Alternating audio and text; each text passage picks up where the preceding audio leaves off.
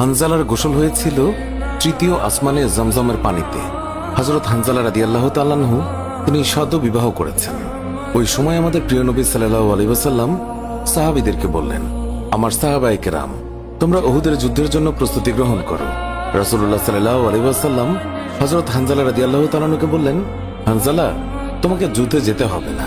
তখন হানজালা রাদিয়াল্লাহু তাআলা আনহু বললেন, ইয়া রাসূলুল্লাহ, আপনি যুদ্ধে যাবেন, কাফেরদের সঙ্গে যুদ্ধ করবেন, আর আমি সেখানে না গিয়ে স্ত্রীর সঙ্গে আমোদ প্রমোদ করব?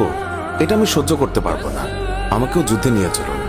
রাসূলুল্লাহ সাল্লাল্লাহু আলাইহি ওয়াসাল্লাম তখন বললেন, হানজালা, আমি তোমাকে আদেশ দিলাম, তুমি বাড়িতে থাকো, তোমাকে যুদ্ধে যেতে হবে না।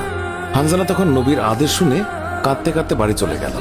আমাদের প্রিয় নবী সাল্লাল্লাহু আলাইহি ওয়াসাল্লাম সাহাবীদেরকে নিয়ে যুদ্ধে চলে গেছেন।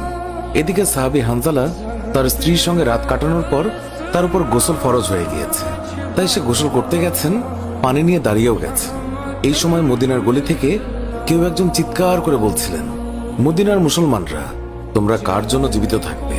তোমাদের প্রিয় নবীকে কাফের মুশরিকরা শহীদ করে দিয়েছে। এই কথা যেই মাত্র হানজালার কানে পৌঁছালো, তখনই তিনি পানির বালতি ফেলে দিয়ে তার স্ত্রীর কাছে গেল এবং তার স্ত্রীকে বলল, হে আমার স্ত্রী, তাড়াতাড়ি আমার তলোয়ারটা দাও। যে কাপুরুষরা আমার নবীকে শহীদ করেছে, যে কাফেররা বিশ্বনবী হযরত মুহাম্মদ সাল্লাল্লাহু আলাইহি ওয়াসাল্লামকে হত্যা করেছে, আমি তাদেরকে ছাড়ব না। আজ হয় তারা মরবে, না হয় আমি মরব। যেই দুনিয়ায় নবী নেই, সেই দুনিয়ায় আমি বাঁচতে চাই না। দাও, আমার তলোয়ারটা দাও। তখন হানজালার স্ত্রী বললেন, আপনি আমার নবীর হত্যাকারীকে হত্যা করতে যাচ্ছেন? যান, আমি বাধা দেব না, আমার বাধা দেওয়ার অধিকার নেই। তবে আপনি দয়া করে গোসল করে পবিত্র হয়ে যান, কেননা আপনার উপর গোসল ফরজ হয়ে গিয়েছে। এছাড়াও আপনি যদি উহুদের ময়দানে শহীদ হয়েও যান, আমি কোনো দুঃখ করব না। উত্তরে হানজালা বললেন, না, যদি আমি গোসল করতে চাই, তবে আমার নবীর হত্যাকারীরা কিছু সময়ের জন্য হলেও বেঁচে থাকবে। এটা আমি হতে দিতে পারি না। আমার যেই দুনিয়ায় আমার নবী বেঁচে নেই, ওই দুনিয়ার পানি দিয়ে আমি গোসল করতে পারি না। এই বলে তিনি তলোয়ার নিয়ে চলে গেলেন। উহুদের ময়দানে তিনি অনেক কাফেরকে হত্যা করলেন।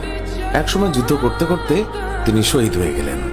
যুদ্ধ শেষ হয়ে গেলে আল্লাহর রাসূল সাহাবীদেরকে বললেন, হে আমার সাহাবীরা, তোমরা যাও, গিয়ে দেখো আমার যে সকল সাহাবায়ে কেরাম শহীদ হয়েছে তাদের লাশ সংগ্রহ করো এবং তাদেরকে গোসলবিহীন দাফনের ব্যবস্থা করো। সকল শহীদের লাশ এনে এক জায়গায় রাখা হচ্ছে। নবীজি গুনে দেখলেন ৬৮টি লাশ রয়েছে, ২টি লাশ নেই। একজন তার চাচা হামজা রাদিয়াল্লাহু তাআলা আনহু, আর আরেকজন হানজালা রাদিয়াল্লাহু তাআলা আনহু। অস্থির হয়ে পড়লেন নবীজি। সব সাহাবাদের পাঠালেন লাশ খোঁজার জন্য। হঠাৎ বোরখা পরা এক মহিলা এসে দাঁড়ালেন নবীজির কাছে। নবীজি তাকে চিনলেন না। মহিলা বললেন, শুনুন ইয়া রাসূলুল্লাহ, কাল আপনি একটা বিয়ে পড়িয়েছিলেন, মনে আছে? নবীজি বললেন, হ্যাঁ, আমি তো হানজালার বিয়ে পড়িয়েছি, যার বিয়ের খুশিতে আমি খুরমা খেজুর ছিটিয়েছিলাম। মহিলা বললেন, ইয়া রাসূলুল্লাহ, আমার হাতটা দেখেন, হাতের মেহেদি এখনো শুকায়নি। কাল বিকেলে বিয়ে হয়েছিল, আর রাতে উহুদের যুদ্ধের জন্য বের হয়ে যান হানজালা। ওনার উপর গোসল ফরজ হয়েছিল, কিন্তু উনি গোসল করে বের হতে পারেননি। যাওয়ার আগে শুধু বলে গেছেন, যদি বেঁচে থাকি তাহলে দেখা হবে দুনিয়ায়, আর যদি শহীদ হয়ে যাই তাহলে দেখা হবে জান্নাতে। নবীজি কাঁদছেন। মহিলা বললেন, ইয়া রাসূলুল্লাহ, শহীদের তো আপনি গোসল দেন না, আমার স্বামীকে আপনি একটু গোসল করিয়ে দেবেন।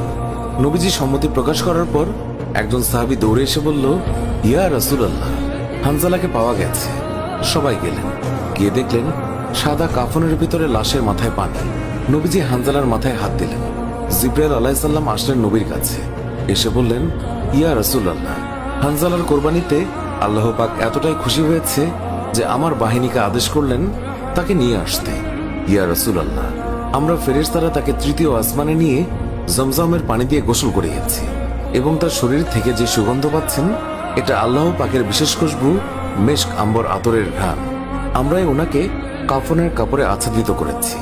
আল্লাহ তার প্রিয় মানুষকে কি পরিমাণ ভালোবাসেন, কি পরিমাণ সম্মানিত করেন, তা আমাদের পক্ষে কল্পনা করাও সম্ভব নয়।